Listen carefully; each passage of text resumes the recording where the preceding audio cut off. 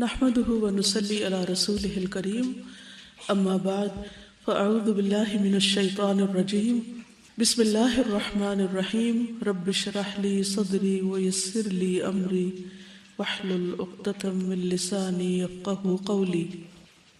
کل ہم نے عمرے کے بارے میں پڑھا تھا اور خاص طور پر یہ بات کہ قیامت تک کے لیے عمرہ حج میں داخل ہو چکا ہے۔ اب ہم سفر حج کا آغاز کریں گے انشاءاللہ۔ جب بھی انسان اپنے گھر سے نکلتا ہے تو جس نیت اور جس ارادے سے نکلتا ہے، جس کام کے لیے نکلتا ہے، وہ کام ہو جائے تو بہت اچھا، اور اگر نہ بھی ہو پائے تو نیت کا اجر اس کو مل جاتا ہے۔ اس لیے گھر سے نکلتے وقت مسنون دعاؤں کے علاوہ اپنی نیت کی درستگی اور اس کا جائزہ لینا بہت ضروری ہے، یعنی اس کا جائزہ لینا چاہیے۔ نبی صلی اللہ علیہ وسلم نے فرمایا، جب بھی کوئی شخص اپنے گھر سے نکلتا ہے تو اس کے دروازے پر 2 جھنڈے ہوتے ہیں۔ ایک جھنڈا فرشتے کے ہاتھ میں ہوتا ہے اور دوسرا شیطان کے ہاتھ میں۔ اگر وہ اللہ کی رضا والے عمل کے لیے نکلتا ہے تو فرشتہ اپنا جھنڈا لے کر اس کے پیچھے پیچھے روانہ ہو جاتا ہے، اور وہ گھر لوٹنے تک فرشتے کے جھنڈے تلے ہوتا ہے جب تک وہ واپس نہ آ جائے۔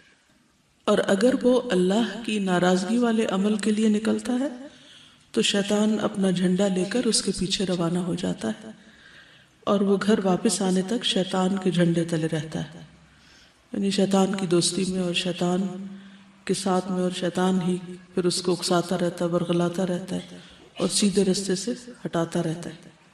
لیکن اگر انسان کی نیت اچھی ہے، ارادہ اچھا ہے، تو اللہ تعالیٰ کی طرف سے اس کو ایک مددگار بھی نصیب ہو جاتا ہے۔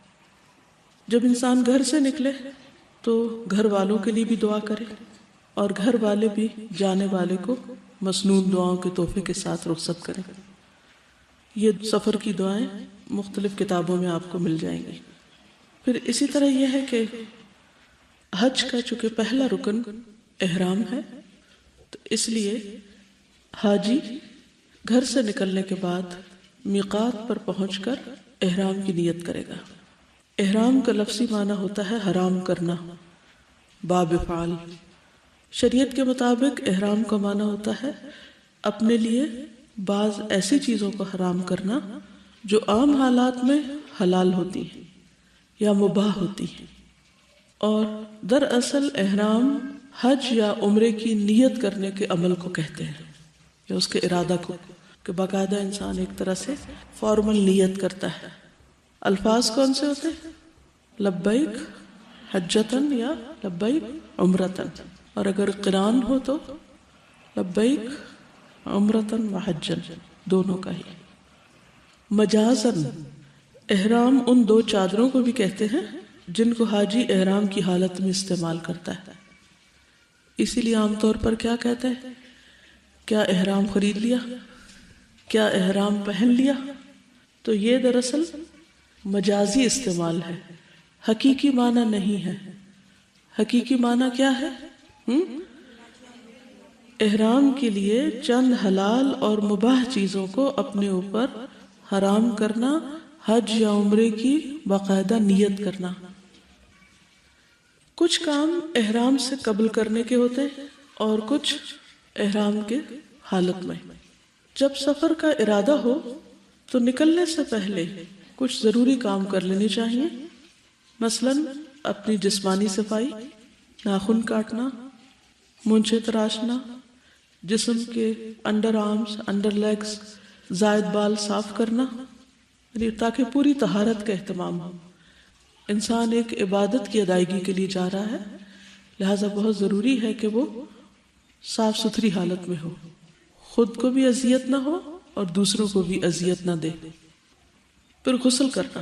زید بن ثابت سے روایت ہے کہ انہوں نے نبی صلی اللہ علیہ وسلم کو دیکھا، آپ احرام باندھنے کے لیے علیحدہ ہوئے اور غسل کیا۔ نبی صلی اللہ علیہ وسلم نے فرمایا، حیض اور نفاس والی عورتیں جب میقات پر آئیں تو غسل کر کے احرام باندھ لیں۔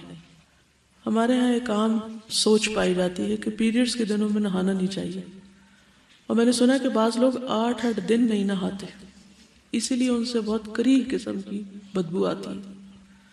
فرشتے تو ان سے دور رہتے ہی ہوں گے، وہ انسانوں کو بھی اپنے پاس سے بھگا دیتے۔ طہارت جو ہے وہ ایمان کا حصہ ہے، ہمارے دین کا شعار ہے. اس لیے بہت ضروری ہے کہ ہم جب بھی کسی عبادت کی نیت کریں تو پہلے صفائی ستھرائی کا اہتمام کریں. تو نبی صلی اللہ علیہ وسلم نے کیا فرمایا کہ حیض اور نفاس والی عورتیں جب میقات پر آئیں تو غسل کر کے احرام باندھ لیں اور حج کے تمام ارکان ادا کریں سوائے طواف کعبہ کے، یعنی پیریڈز کی حالت میں باقی تمام مناسک ادا کیے جا سکتے ہیں لیکن صاف ستھری ہو جائیں. سنن نبی داؤد کی روایت ہے. عائشہ رضی اللہ تعالی عنہا بیان کرتی ہیں کہ اسماء بنت امیس رضی اللہ عنہا نے شجرہ کے مقام پر یعنی ذوالحلیفہ میں محمد بن ابی بکر کو جنم دیا. حضرت اسماء کے حالات آپ پڑھ چکے سیرت صحابیات میں. تو رسول اللہ صلی اللہ علیہ وسلم نے ابو بکر رضی اللہ عنہ کو حکم دیا کہ وہ انہیں غسل کر کے احرام باندھ دینے کا حکم دیں. صحیح مسلم کی روایت ہے. اس سے کیا پتہ چلتا ہے کہ صرف پیریڈز میں نہیں بلکہ بچے کی پیدائش کے بعد بھی نہا لینا چاہیے. سمجھ آ گئی؟ ویسے یہ سبق سکھاتا کون ہے نہ نہانے کا؟ پیریڈز کی حالت میں نمازیں بھی نہیں پڑھنی ہوتی اور ذکر اذکار بھی کم ہوئے ہوتے ہیں، تو مطلب اگر ناپاکی بھی ہو تو شیطان کو کھلا راستہ مل جاتا ہے. اسی لیے کہتے ہیں نا کہ عورت جب پیریڈز میں ہوتی ہے، ویسٹ میں کہتے ہیں کہ جی ڈپریشن میں ہوتی ہے اور یہ ہوتا ہے، تو یہ سب شیطانی تسلط کی وجہ سے ہوتا ہے. پیریڈز میں بلکہ ذکر زیادہ شروع کر دینا چاہیے کیونکہ نماز نہیں پڑھ رہے. ایک اور چیز یہ ہے کہ اگر آپ سمجھتے ہیں کسی تجربے یا کسی ڈاکٹر کی ایڈوائس کے مطابق آپ کو نہانا واقعی تکلیف دے آپ کے لیے ہے یا آپ کو تکلیف دیتا ہے، تو اس صورت میں آپ گیلے تولیے سے اپنے آپ کو صاف کر لیں، کوئی اور طریقہ اختیار کر لیں، آلٹرنیٹ طریقہ. لیکن اگر آپ گندے اور اوپر سے پرفیوم چھڑک کے آپ چلے جائیں تو اس سے صاف نہیں ہو سکتے کبھی بھی، بلکہ وہ اس پرفیوم کو بھی مزید خراب کرتا ہے. یہ نہیں سمجھ آتے کہ کون سا لگایا ہوا ہے. خوشبو لگانا. عائشہ صدیقہ رضی اللہ تعالی عنہا فرماتی ہیں کہ میں رسول اللہ صلی اللہ علیہ وسلم کو احرام باندھنے سے قبل اچھی طرح خوشبو لگاتی تھی، پھر آپ احرام باندھتے. آپ کو لگاتی تھی، کپڑوں کو نہیں. اب یہ یاد رکھیے. عائشہ صدیقہ رضی اللہ تعالی عنہا فرماتی ہیں کہ رسول اللہ صلی اللہ علیہ وسلم محرم ہیں یعنی احرام کی حالت میں، اور گویا میں آپ کی مانگ میں خوشبو کی چمک دیکھ رہی ہوں، یعنی سر کے جو مانگ کا حصہ ہے یہاں پر. بعض لوگ بالوں میں نہیں لگاتے یا سر پہ نہیں لگاتے کہ بال سفید ہو جائیں گے، یہ ایک اور مت ہے. عورت بھی خوشبو لگا سکتی ہے لیکن تیز خوشبو لگانا منع ہے، یعنی پھیلنے والی نہ ہو. مثلا انڈر آرم اگر آپ یوز کر رہے ہیں ڈیوڈرنٹ یا کوئی ایسی چیز جس کی خوشبو پھیلے نہیں لیکن پسینے کی اسمیل اس سے نہ آئے تو کوئی حرج نہیں. لیکن میک شور کسی اور کو بھی ٹیسٹ کروا لیں کہ آپ کے جسم سے خوشبو تو نہیں آ رہی، کیونکہ احرام میں پھر آپ جب خصوصاً طواف کر رہے ہوتے ہیں تو بہت زیادہ مرد قریب ہوتے ہیں، تو پھر کسی بھی مرد کو آپ کے جسم سے، آپ کے احرام سے، آپ کے لباس سے خوشبو نہیں جانی چاہیے. واضح؟ نبی صلی اللہ علیہ وسلم نے فرمایا اور عورتوں کی خوشبو وہ ہے جس میں رنگ ہو مہک نہ ہو. عائشہ رضی اللہ عنہا فرماتی ہیں کہ ہم نبی صلی اللہ علیہ وسلم کے ساتھ مکہ کو جاتی تو احرام کے وقت اپنی پیشانیوں پر خوشبودار مرکب کا ضماد کر لیا کرتی تھی، یعنی ماتھے کے اوپر کچھ لگا لیا کرتی تھی، جیسے کریم وغیرہ ہوگی یا کچھ اور. اس سے کیا ہے کہ رنگ تو آ جاتا تھا لیکن خوشبو نہیں پھیلتی تھی. تو اس سے پتہ چلتا ہے کہ لوشن وغیرہ بھی لگایا جا سکتا ہے. جب پسینہ آتا تو وہ ہمارے چہروں پر بہہ آتا، یعنی اوپر سے نیچے کو آ جاتا، جیسے میک اپ پسینے میں بہہ جاتا ہے. نبی صلی اللہ علیہ وسلم اسے دیکھتے تو اس سے منع نہیں فرماتے تھے. واضح؟ سنن نبی داؤد کی روایت ہے. اگر ممکن ہو تو کسی فرض نماز کے بعد احرام پہننا. ابن عباس رضی اللہ عنہ سے روایت ہے کہ رسول اللہ صلی اللہ علیہ وسلم نے ذوالحلیفہ میں ظہر کی نماز پڑھی، پھر آپ نے اپنی اونٹنی منگوائی اور اس کے کوہان میں دائیں طرف زخم جس سے خون بہا صاف کر دیا اور اسے 2 جوتیوں کا ہار پہنایا. یہ احرام کی علامت کے طور پر عربوں میں رواج تھا، یعنی قلادہ اس کو بولتے ہیں، قلابہ نہیں. کئی لوگ قلادہ کو کلابہ لکھتے ہیں یا پڑھتے ہیں. پھر آپ اپنی سواری پر سوار ہوئے. جب وہ مقام بیدا پر سیدھی کھڑی ہو گئی تو آپ نے حج کے لیے تلبیہ پکارا۔ تو اس سے کیا پتہ چلتا ہے کہ فرض نماز کے بعد احرام پہننا مسنون ہے، لیکن احرام کے کوئی خاص 2 نفل نہیں ہے، ٹھیک ہے۔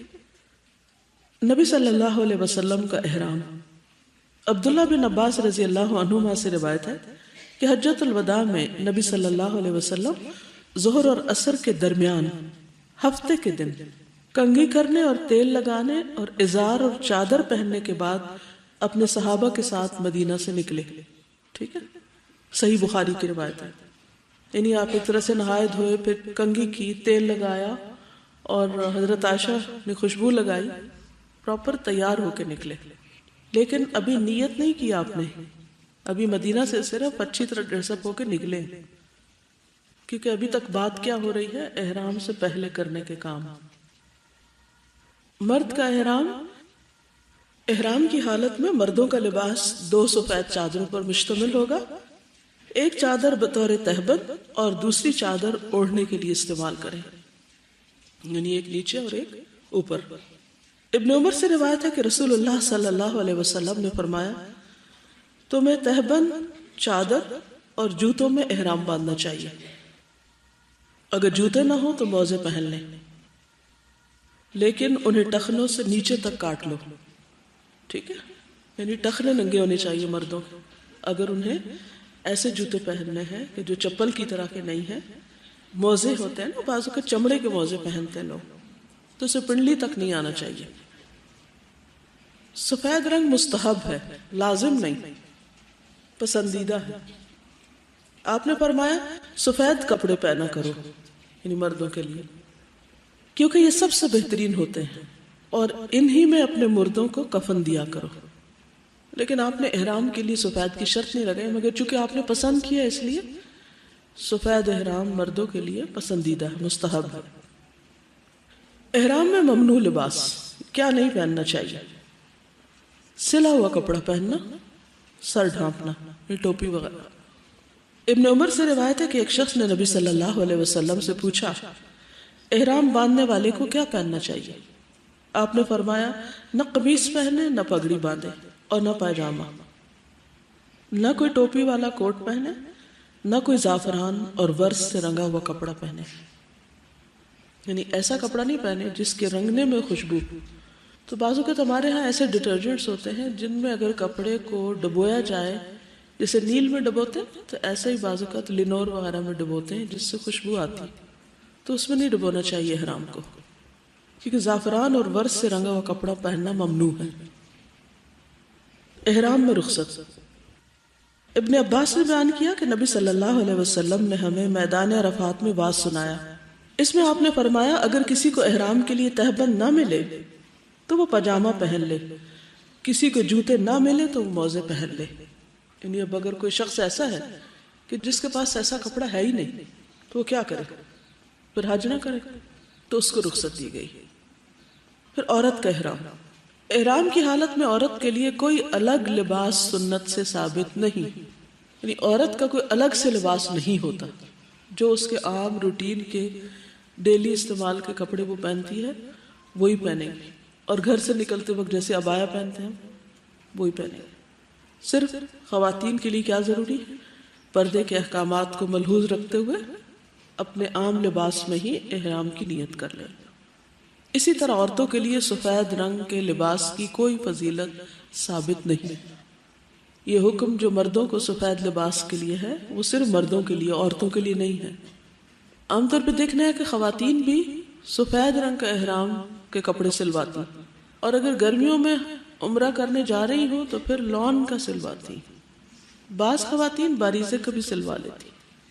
اور اللہ کی پناہ کہ احرام کی حالت میں طواف کرتے وقت ان کا پورا جسم جھلک رہا ہوتا ہے، یا تو انہیں کسی نے بتایا نہیں ہوتا یا انہیں خود سمجھ نہیں ہوتی، تو اس سے بچنا چاہیے، بلکہ دوسروں کو بتانا بھی چاہیے۔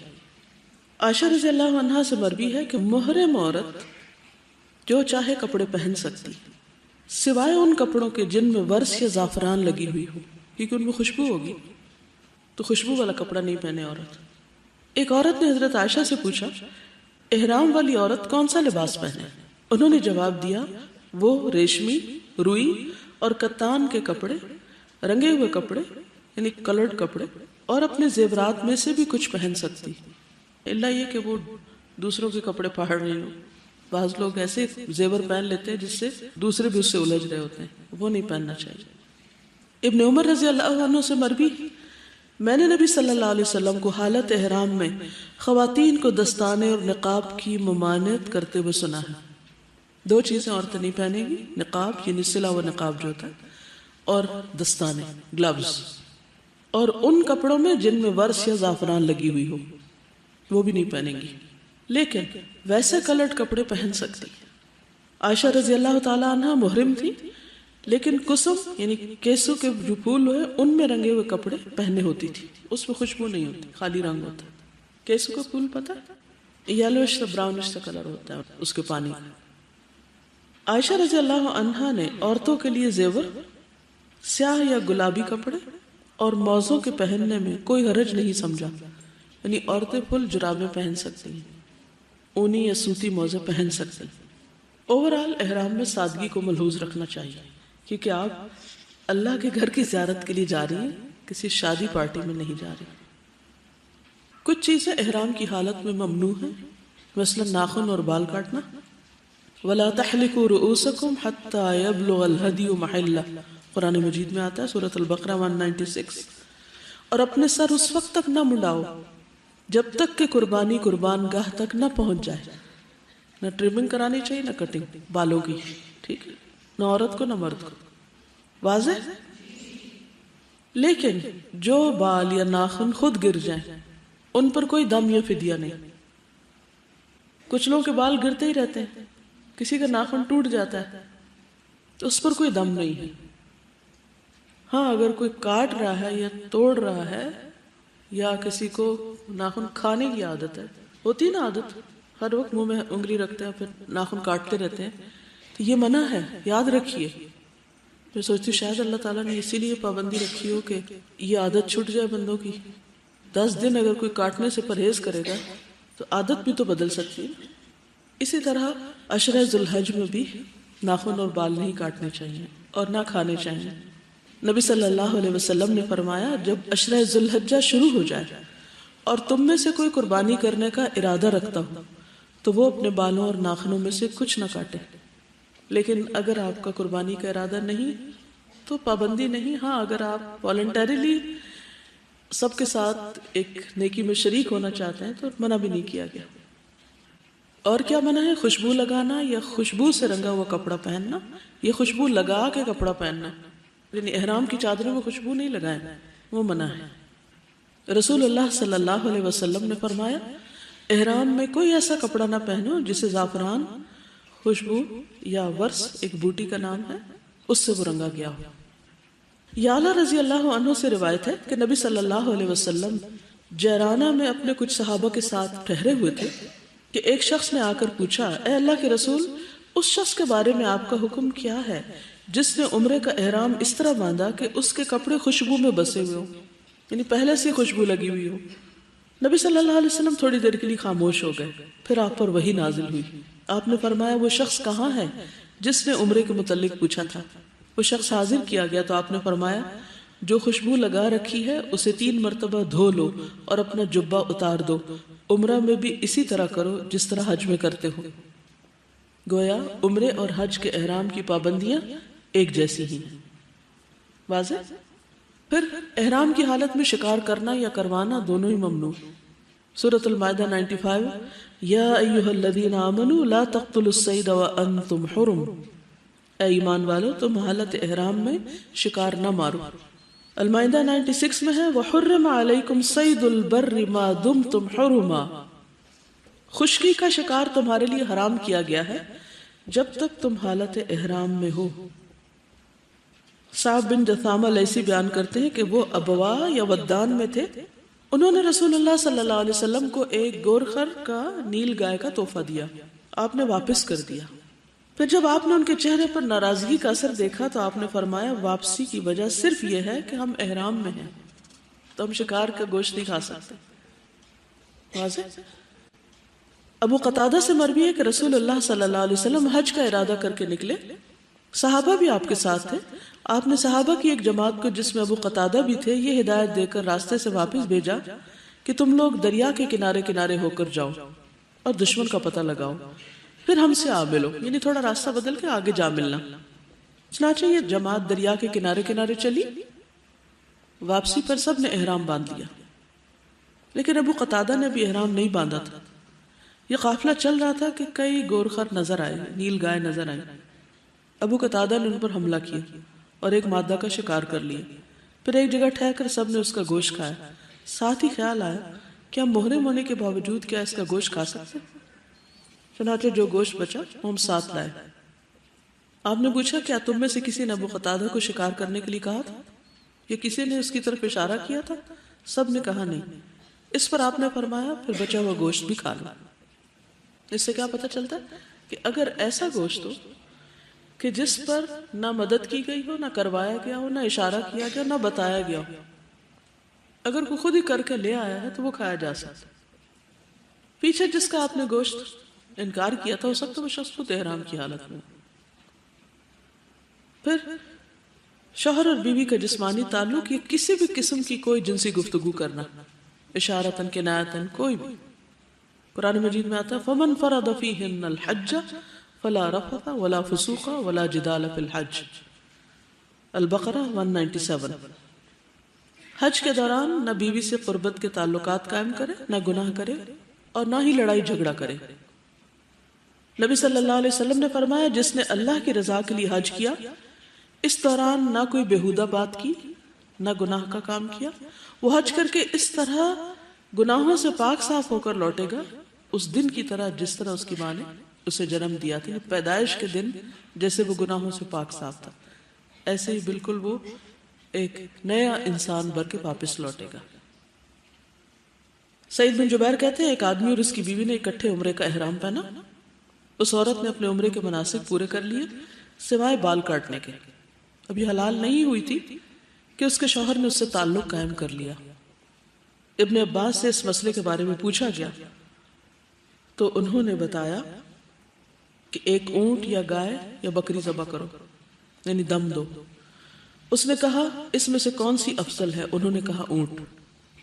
یہ بہتر یہ کہ اونٹ کی قربانی کرے۔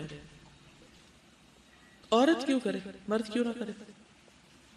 کیونکہ عورت حلال نہیں ہوئی تھی، عورت نے بال نہیں کاٹے تھے۔ مرد کو اس لیے انہوں نے نہیں کہا کیونکہ مرد نے کاٹ لیے ہوں گے، ٹھیک ہے۔ پھر منگنی یا نکاح کرنا کروانا یہ بھی جائز نہیں ہے احرام کی حالت میں۔ نبی صلی اللہ علیہ وسلم نے فرمایا محرم شخص نہ نکاح کرے، نہ نکاح کرائے، نہ نکاح کا پیغام بھیجے، پروپوزل بھی نہ بھیجے۔ صحیح مسلم کی روایت۔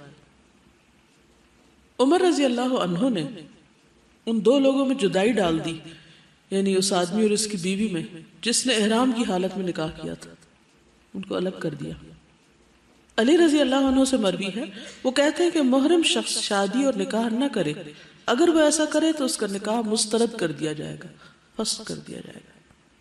خواتین حالت احرام میں دستانے اور نقاب استعمال نہ کریں۔ نبی صلی اللہ علیہ وسلم نے فرمایا احرام کی حالت میں عورتیں نہ نقاب پہنے نہ دستانے پہنے، گلوز۔ عائشہ رضی اللہ عنہ فرماتی ہیں وہ نقاب نہ کرے، ناک اور چہرے پر کپڑا نہ باندھے، یعنی یوں کر کے باندھے نہیں، اگر چاہے تو چہرے پہ کپڑا لٹکا سکتی ہے۔ واضح؟ ٹچ کرنے سے کچھ نہیں ہوتا، باندھنا منع ہے، پن اپ کرنا منع ہے، پیچھے سے لا کے یعنی یوں اوپر سے لٹکا لے۔ اگر دوپٹہ لیا ہوا تو بھی، اور جو اسکارف ہے اس کا پیچھے کا جو تکون ہوتی ہے اس کی ایک تکون آگے گرا لے، ٹھیک ہے۔ یہاں انسان پن لگا سکتا ہے، ٹھیک ہے، اور جہاں آدمی نہ ہو وہاں کچھ بھی ڈالنے کی ضرورت نہیں۔ اچھا، کچھ خواتین رات کو سوتے وقت بھی وہ اپنا جو باندھتی ہیں نا ایک دفعہ اسکارف یا جو بھی، وہ اتارتی نہیں، وہ سمجھتے ہیں اسکارف یا اس کلاک کا نام احرام ہے اور یہ تو ہر حال میں پہنے رکھنا ہے دن رات کو۔ وضو کے لیے مسح کرنے کے لیے بھی نہیں کھولتی۔ اوہ، تو مسح کے بغیر تو وضو ہی نہیں ہوتا، اور وضو کے بغیر نماز نہیں ہوتی، تو آپ سوچیے کہ کتنی مشکل میں ڈالتے ہیں اپنے آپ۔ تو مردوں کے سامنے آنے یا گزرنے کی صورت میں خواتین چہرہ ڈھانپ سکتی ہیں۔ فاطمہ بنت منذر بیان کرتی ہیں کہ ہم حالت احرام میں اپنے چہرے ڈھانپا کرتی تھی، اور اسماء بنت ابی بکر بھی ہمارے ساتھ ہوتی تھی۔ جب حضرت عائشہ کی بات کی جاتی ہے تو بعض لوگ کہتے ہیں کہ وہ تو ازواج مطہرات میں سے تھی اور ان پر تو فرض تھا، لیکن یہ فاطمہ بنت منذر ہیں، ان پہ نہیں ہے وہ پابندی جو ازواج مطہرات پر ہے، لیکن یہ حالت احرام میں کپڑے سے اپنے چہرے کو ڈھانپتی تھی، اور حضرت اسماء بنت ابی بکر بھی۔ ایک اور روایت میں ہے، اسماء بنت ابی بکر کہتی ہیں ہم حالت احرام میں مردوں سے اپنا چہرہ ڈھانپتی تھی۔ حالت احرام میں مردوں کا دایاں کندھا ننگا رکھا جائے گا، اس کو کیا بولتے ہیں؟ استباع۔ یہ صرف طواف قدوم کے وقت ہوتا ہے، سارا وقت نہیں۔ کئی بیچاروں کے تو وہ جل جاتے ہیں، سن برن ہو جاتا ہے، لیکن وہ کسی وقت ڈھانکتے نہیں ہیں۔ باقی اوقات خصوصاً نماز میں کندھا ننگا نہ رکھا جائے۔ یعلا رضی اللہ عنہ سے روایت ہے کہ نبی صلی اللہ علیہ وسلم نے استباع کی حالت میں طواف قدوم کیا اور آپ کے بدن پر ایک چادر تھی۔ سمجھ آ گئی بات؟ آپ نے دیکھا ہوگا نا، آدمی لوگ جب احرام پہنتے ہیں تو ایک کندھا ننگا رکھتے ہیں۔ یہ صرف طواف قدوم، یعنی جب مکہ میں انٹر ہو تو پہلا طواف کرے اس وقت یہ کرنا چاہیے، نمازوں میں کندھے نہیں ننگے ہونے چاہیے۔ واضح؟ رسول اللہ صلی اللہ علیہ وسلم نے فرمایا کسی شخص کو بھی ایک کپڑے میں نماز اس طرح نہ پڑھنی چاہیے کہ اس کے کندھوں پر کچھ بھی نہ ہو۔ بعض لڑکیوں کو میں نے دیکھا ہے کہ اسکارف اس طرح باندھتی ہے کہ وہ پورے کندھے ننگے ہو جاتے ہیں، وہ صرف آگے تھوڑا سا گھما کے رکھ لیتی ہے، تو یہ درست نہیں ہے۔ یعنی کہ اسکارف اس طرح لے کہ نماز میں کندھوں پر ہو۔ احرام کی حالت میں کچھ جائز امور بھی ہیں، کچھ چیزیں نہیں کر سکتے اور کچھ کر بھی سکتے ہیں۔ وہ کون سی ہیں؟ غسل کرنا، سر دھونا۔ بعض لوگ تو نہاتے نہیں 8-8 دن وہاں بھی۔ کیا ہے بھئی احرام میں؟ احرام میں کہیں بھی غسل پر پابندی نہیں، نہانے پہ پابندی نہیں، کپڑے بدلنے پر پابندی نہیں۔ خواتین چاہیں تو صبح شام کپڑے بدلیں، اسی طرح مرد حضرات اگر سپیئر ہے ان کے پاس چادریں تو وہ اس کو چینج کر سکتے ہیں۔ عبداللہ بن حنین بیان کرتے ہیں کہ عبداللہ بن عباس اور مسور بن مخرمہ کا مقام ابوا میں ایک مسئلے پر اختلاف ہوا۔ عبداللہ بن عباس نے مجھے ابو ایوب رضی اللہ عنہ کے ہاں مسئلہ پوچھنے کے لیے بھیجا۔ جب میں ان کی خدمت میں پہنچا تو وہ کنویں کی 2 لکڑیوں کے بیچ میں غسل کر رہے تھے، ایک کپڑے سے انہوں نے پردہ کر رکھا تھا۔ میں نے پہنچ کر سلام کیا، انہوں نے پوچھا کون ہو؟ میں نے عرض کی عبداللہ، آپ کی خدمت میں ابن عباس نے بھیجا ہے یہ دریافت کرنے کے لیے کہ احرام کی حالت میں رسول اللہ صلی اللہ علیہ وسلم سر مبارک کس طرح دھوتے تھے، احرام میں آپ سر کس طرح دھوتے تھے۔ یہ سن کر انہوں نے اپنے کپڑے پر جس سے پردہ کیا ہوا تھا ہاتھ رکھ کر اسے نیچے کیا، اب ان کا سر دکھائی دے رہا تھا۔ جو شخص ان کے بدن پر پانی ڈال رہا تھا اسے انہوں نے پانی ڈالنے کے لیے کہا، اس نے ان کے سر پہ پانی ڈالا، پھر انہوں نے اپنے سر کو دونوں ہاتھوں سے ہلایا، دونوں ہاتھ آگے لے گئے پھر پیچھے لائے، فرمایا میں نے رسول اللہ صلی اللہ علیہ وسلم کو احرام کی حالت میں اسی طرح کرتے دیکھا تھا، یعنی نہاتے وقت سر کو آگے پیچھے کر کے دھویا۔ ابن عباس فرماتے ہیں کہ عمر رضی اللہ عنہ نے مجھ سے کہا جبکہ ہم مقام جحفہ میں حالت احرام میں تھے، آؤ میں تم سے مقابلہ کروں، ہم میں سے کون ہے جس کا پانی میں سانس لمبا ہے؟ ابن عباس رضی اللہ عنہ نے فرمایا محرم شخص غسل کے لیے حمام جا سکتا ہے۔ حمام جا سکتا ہے سے مراد یہ کہ جہاں حاجی لوگ اکٹھے ٹھہرے ہوتے ہیں وہاں ہر ایک کے کمرے کے ساتھ اٹیچڈ بعض اوقات نہیں ہوتا، تو ایسی جگہ ہوتی ہیں جو نہانے کے لیے مخصوص ہوتی ہیں، تو وہاں پر جا سکتے ہیں۔ اب آپ پوچھ رہے ہوں گے کہ اگر وہاں سوئمنگ پول ہو تو کیا سوئمنگ بھی کر سکتے ہیں؟ کر سکتے ہیں، کیونکہ کہیں منع نہیں کیا گیا، کیونکہ حضرت عمر نے ان سے کہا کہ دیکھتے ہیں کہ ہم میں سے کس کا پانی میں سانس لمبا ہے، تو اس سے کیا پتہ چلتا ہے پانی میں سانس کس کا لمبا ہو سکتا ہے؟ جو پانی کے اندر ہو۔ عورت کا سر کے بال کھولنا اور کنگھی کرنا۔ عائشہ رضی اللہ تعالیٰ عنہ فرماتی ہیں کہ میں مکہ آئی تو حیض کی کیفیت میں تھی، میں نے بیت اللہ کا طواف نہیں کیا، نہ صفا مروہ کی سعی کی۔ میں نے رسول اللہ صلی اللہ علیہ وسلم سے اس کی شکایت کی تو آپ نے فرمایا اپنا سر کھول لو، کنگھی کر لو اور حج کا احرام باندھ لو اور عمرہ چھوڑ دو۔ اسماء بنت ابی بکر رضی اللہ عنہا سے روایت ہے، فرماتی ہیں کہ ہم حالت احرام میں کنگھی کرتی تھی۔ کنگھی کیوں نہیں کرتے لوگ؟ کنگھی اس طرح نہ کرے کہ کھچ کھچ کے مارے اور وہ بال توڑے. سمپل آپ سیدھے سیدھے. کچھ لوگ ویسے کٹے ہوئے ہوتے ہیں تو ان کو تو اتنا مسئلہ نہیں ہوتا. یہ برش سے اگر آپ کریں تو بال ٹوٹتے نہیں. احتیاط لازم ہے, بال توڑنے نہیں. لیکن اگر آپ کا کنگھا ایسا ہے کہ اس سے آپ اپنے بالوں کو سیدھا کر رہے ہیں اور سمیٹ رہے ہیں تو کوئی حرج نہیں ہے اس میں. کنگھی کرنے کا طریقہ اچھا ہونا چاہیے, درست ہونا چاہیے. کیونکہ کچھ لوگ نارمل حالات میں بھی اس بری طرح کنگھی کرتے ہیں کہ بال توڑ دیتے ہیں. طریقہ ہی نہیں آتا, سلیقہ ہی نہیں آتا. وہ کہتے ہیں اپنے بال ہیں جو چاہے کریں, توڑیں یا رکھیں یا کاٹیں یا جوڑیں. جوڑنے کی تو اجازت نہیں انہیں, لیکن ضرورت کے مطابق کاٹ سکتے ہیں, ٹرم کر سکتے ہیں. واضح؟ آپ کہیں گے سب حلال کر دیا آج تو. کیونکہ جو پابندی اللہ اور اس کے رسول نے نہیں لگائی, ہم اپنے اوپر کیوں مشکل ڈالیں؟ کیونکہ بعض لوگ کسی چیز پہ کانسنٹریٹ نہیں کر سکتے اگر وہ ایک دن کنگھی نہ کریں. کچھ لوگ روز ہی نہ کریں تو انہیں فرق نہیں پڑتا. سر اور بدن کھجانا, بس کو پسینہ ہوتا ہے, گرمی ہوتی ہے, کچھ نکل آتا ہے تو وہ خارش ہو جاتی ہے. کچھ لوگ تو خارش بھی نہیں کرتے, وہ کہتے بال ٹوٹ جائے گا جسم کا. کبھی اچھلیں گے کبھی اچھلیں گے. کیا ہو رہا ہے؟ خارش کر لو. ڈر کے مارے خارش نہیں ہو رہی کیونکہ بال ٹوٹ جائے گا. اتنے ٹچی ہو جاتے ہیں کہ بس پتہ نہیں ادھر سے ادھر ہوئے نہیں تو دم پڑ جائے گا ہم پہ. ابن عمر اور عائشہ رضی اللہ عنہما بدن کو کھجلانے میں کوئی حرج نہیں سمجھتے تھے. عائشہ رضی اللہ عنہا سے پوچھا گیا کیا محرم اپنا بدن کھجلا سکتا ہے؟ انہوں نے کہا ہاں, بلکہ زور سے کھجلائے تاکہ جلدی کام ختم ہو. بغیر خوشبو والا صابن اور تیل استعمال کرنا. ابن عباس نے فرمایا کہ محرم آئینہ دیکھ سکتا ہے. ان سے اس زمانے میں بھی لوگ ایسے ہی سوال کرتے ہوں گے. شیشہ دیکھ سکتا ہے, مرر. اور ان چیزوں کو جو کھائی جاتی ہیں بطور دوا بھی استعمال کر سکتا ہے, مثلا زیتون کا تیل اور گھی وغیرہ. کچھ لوگ تو سرٹن فوڈز بھی نہیں کھاتے کہ ان میں بھی خوشبو ہے, پھر منہ سے خوشبو آئی. چھتری یا خیمہ استعمال کر سکتے ہیں. ام حسین رضی اللہ عنہ بیان کرتی ہیں میں نے رسول اللہ صلی اللہ علیہ وسلم کے ساتھ حجۃ الوداع کیا. میں نے اسامہ اور بلال کو دیکھا کہ ان میں سے ایک نبی صلی اللہ علیہ وسلم کی اونٹنی کی مہار پکڑے ہوئے تھا, دوسرا آپ کو گرمی سے بچانے کے لیے آپ پر کپڑا بلند کیے ہوئے تھا, حتیٰ کہ آپ نے جمرہ عقبہ کو کنکریاں مار لی. ٹھیک ہے, ایک اونٹنی کو پکڑے ہوئے تھا اور دوسرا آپ کے اوپر کپڑا ڈالے ہوئے تھا. دور جاہلیت میں عرب اگر احرام کی حالت میں گھر واپس آتے تو دروازے سے نہیں جاتے تھے کہ ان کے سر کے اوپر سے وہ مہار آ جائے گی. وہ ہوتی ہے نا کہ دیوار کے نیچے سے کسی بھی سایہ دار چیز کے نیچے نہیں جانا.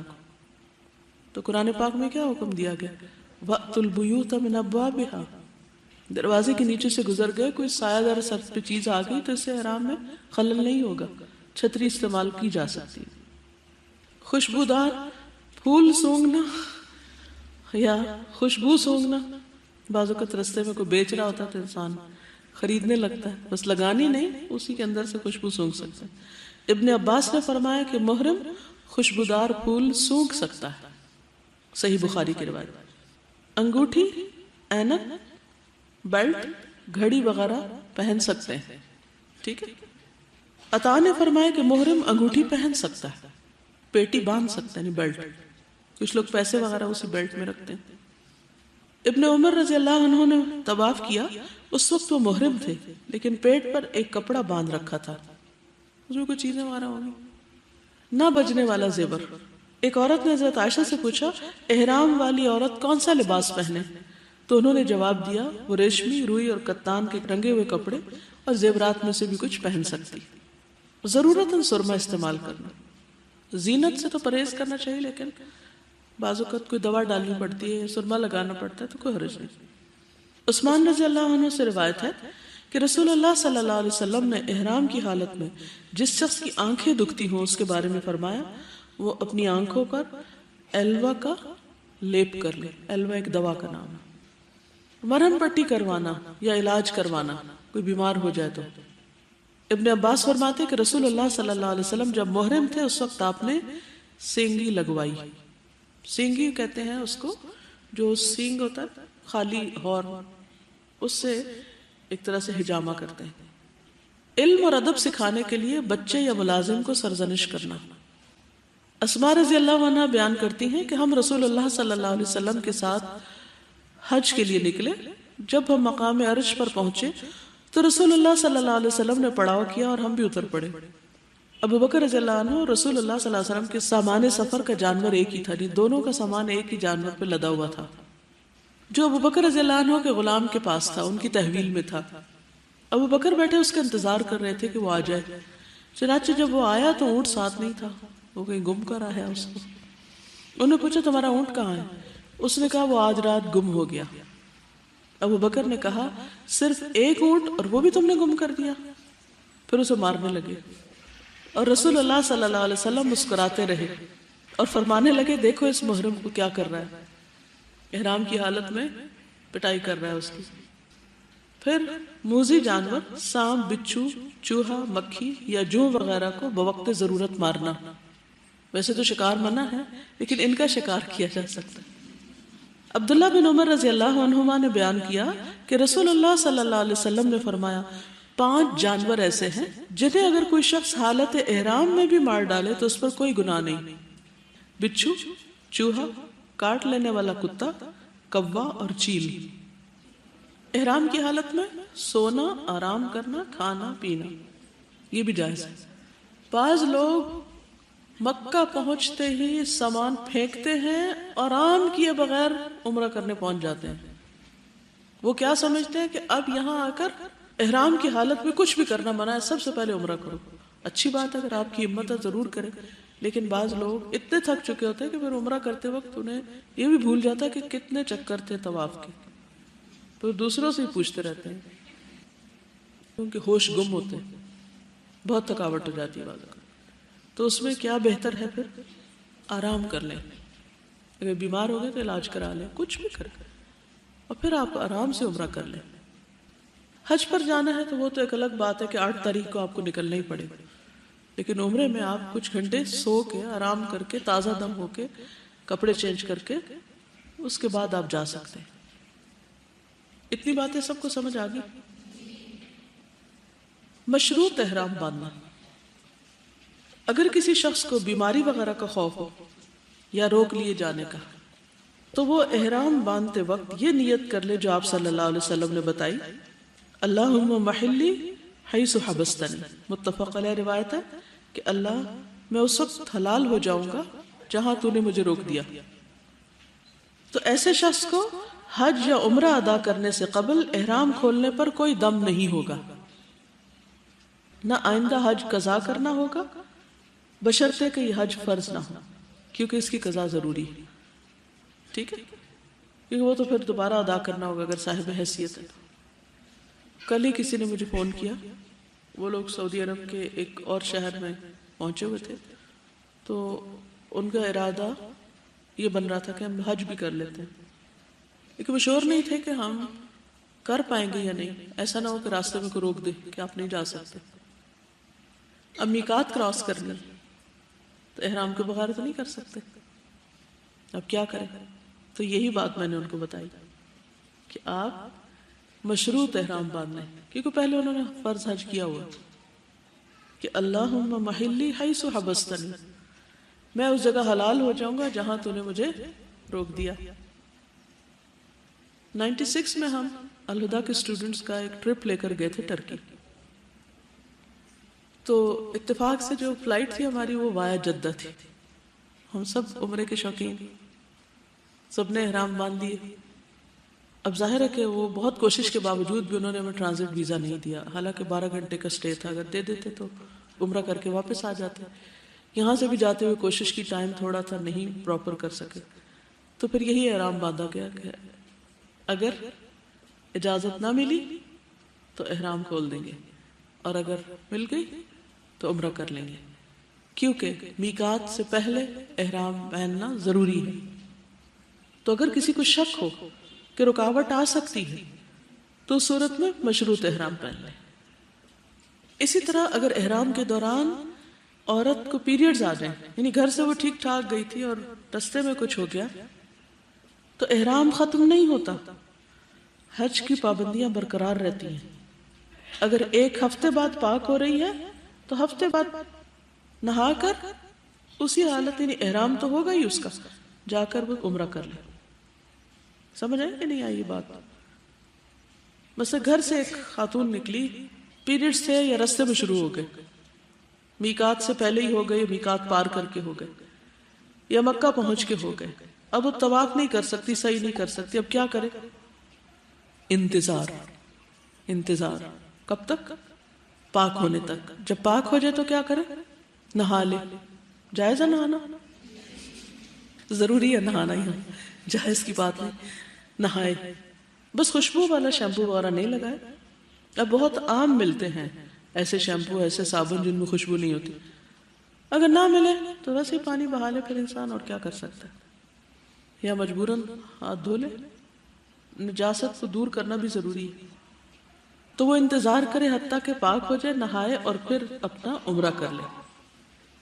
احرام میقات سے پہلے باندھ لینا چاہیے، چاہے گھر سے یا ایئرپورٹ سے یا جہاز میں اگر ممکن ہو.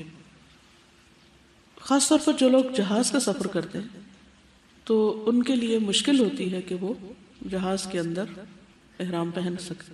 خواتین کے لیے عام طور پر نہیں مشکل ہوتی. میں اپنے ہینڈ بیگ کے اندر ہی دوپٹہ رکھ لیتی ہوں اور بیٹھے بیٹھے ہی چینج کر لیتی ہوں. لیکن میقات سے پہلے، کیونکہ جہاز پر بعض اوقات وہ جب اعلان کر رہے ہوتے ہیں تو آدھے لوگ سو رہے ہوتے ہیں، کیونکہ بہت گھنٹے پہلے بلاتے ہیں نا ایئرپورٹ پہ، اور تھک چکے ہوتے ہیں. کچھ لوگ دوسرے شہروں سے پہنچتے ہیں، گاؤں وغیرہ سے آتے ہیں، تو بائی دا ٹائم وہ جہاز میں بیٹھتے ہیں، پھر انہیں کھانا وانا سرو ہوتا ہے، پھر وہ تھوڑا وہ سکون ان کو ملتا ہے تو سو جاتے ہیں. اور جب اناؤنسمنٹ ہوتی ہے تو مس کر جاتے ہیں. تو اس لیے احرام پہن کے بیٹھنا چاہیے، یا پہلی فرصت میں پہن لینا چاہیے. پھر اس کے ساتھ ہی کہ نیت کر لینی چاہیے. اور بعض اوقات یہ ہے کہ اگر میقات سے پہلے نیت نہیں کی یا احرام نہیں پہنا تو مشکل ہو جائے گی، کیونکہ یہ حج کا ایک رکن ہے احرام. خواتین کے لیے پہلے بھی بات ہوئی تھی کہ کوئی خاص لباس نہیں ہے، لیکن ایک چیز جو بہت فائدہ دیتی ہے، جو میرے ذاتی تجربے میں ہے، کہ اگر نیچے کوئی ایسا چھوٹا سا رومال سا باندھ لیں بالکل نرم ململ کا، تو اس سے بال باہر نہیں نکلتے. کچھ خواتین احرام بھی پہنا ہوتا ہے اور لٹیں یہاں سے ادھر سے ادھر سے نکل کے ننگی ہو رہی ہوتی. تو ایک آپ احرام پہنے ہوئے اوپر سے حرام کام کر رہے ہیں بال دکھا کے. بازو کا سی تھرو ہوتا ہے تو بال جھلک رہے ہوتے ہیں. تو اگر ایک رومال اچھی طرح باندھ لیا جائے تو اس سے بہت آسانی ہو جاتی ہے. لیکن سر کا مسح کرتے وقت اس رومال کو ہٹانا ہوگا. یا پھر ایک اور صورت کہ سر پر آپ کوئی جیل وغیرہ لگا لیں جس سے بال جو ہیں وہ ایک طرف کو چپک جائیں، باہر نہ نکلیں. جن مردوں کے بال بھی لمبے ہوں، کئی لوگ لمبے بال رکھتے ہیں، تو ان کے لیے مسنون ہے کہ سر پہ کوئی چپکنے والی چیز لگا لیں تاکہ بال جمے رہیں. اس عمل کو تلبید کہتے ہیں. تلبید. ٹھیک ہے، آج کے لیے اتنا ہی کافی ہے. اگر آج کے لیسن سے متعلق کوئی سوال ہو تو آپ کر سکتے ہیں. سوال ہے، کسی نے پہلے سے عمرہ کر لیا ہے اور اب حج اور عمرہ دونوں کرنے کی استطاعت نہیں تو کیا کرے؟ کیا کرے آپ بتائیے مجھے. وہ کچھ نہ کرے، نہ وہ حج کرے نہ وہ عمرہ کرے، کیونکہ حج کس پر فرض ہے؟ جس کی استطاعت ہے. ٹھیک ہے، کسی کا کوئی محرم نہ ہو، کیا وہ بہنوئی کے ساتھ حج یا عمرے کے لیے جا سکتی ہے؟ شاباش، نہیں جا سکتی. کیا بہو اپنے زیورات بیچ کر ساس سسر کو حج کروا سکتی ہے؟ کروا سکتی ہے، اگر وہ کرے تو بہت احسان کی بات ہے، لیکن جتائے نہیں ورنہ سب ضائع ہو جائے گا. عام طور پہ ہم نیکی کرتے وقت تو جذبات میں آ کے نیکی کر جاتے ہیں، اس کے بعد کیا کرتے ہیں؟ چھوٹی موٹی انبن ہوئی، لڑائی ہوئی اور تانے دینے شروع کر دیے کہ میں نے تو اپنا زیور بھی بیچ کے تم لوگوں پہ لگا دیا اور حج کرایا تھا تمہیں اور تم نے میرے ساتھ یہ معاملہ کیا، تو وہ جو کیا وہ سب ضائع ہو جائے گا. تو اس لیے سوچ سمجھ کے یہ نیکی کرے کہ اگر وہ اس کو سنبھال سکتی ہے تو. کیا شوہر اپنے والدین کے ہوتے ہوئے بیوی کو حج یا عمرہ کروا سکتا ہے جبکہ والدین کو نہ حج کرایا ہو نہ ہی عمرہ؟ یہ اس کی چوائس ہے، جس کو چاہے پہلے لے جائے. والدین کا حق پہلے ہے، لیکن اس میں کوئی شریعت کی طرف سے ایسا حکم ملتا نہیں ہے۔ بعض اوقات یہ ہوتا ہے کہ بچے بھی ساتھ ہوتے ہیں تو والدین اور بچوں کو لے جانا مشکل ہوتا ہے، تو ایسی صورت میں بیوی کو جانا چاہیے تاکہ وہ اپنے بچے سنبھالے، اور ادروائز والدین کو لے جا سکتا ہے۔ اگر والدین صاحب حیثیت ہوں، اپنے بالغ بچوں پر دنیاوی ضروریات پوری کرنے کے لیے خرچ کرتے ہوں، کیا بالغ اولاد اپنے والدین سے حج کے لیے رقم ڈیمانڈ کر سکتی ہے؟ کر سکتی ہے، کیوں نہیں کر سکتی؟ دیکھا گیا کہ والدین بچوں کی تعلیم اور شادی بیاہ پہ لاکھوں روپے خرچ کرتے ہیں، لیکن اگر ان میں سے کوئی حج کرنا چاہے تو کہتے ہیں اس فرض کی ادائیگی کے لیے خود کمانا ہوگا۔ کیا ایسے والدین پر فرض ہے کہ وہ بچوں کو حج کرائیں یا فضیلت ہے؟ فضیلت ہی ہوگی، کیونکہ فرض تو اپنی حیثیت کے مطابق ہوتا ہے۔ ڈیورنگ احرام کیا عورت اپنے شوہر کے سامنے اسکارف اتار سکتی؟ اتار سکتی۔ ٹھیک ہے، آج کے لیے اتنا ہی کافی ہے۔ اوکے، السلام علیکم۔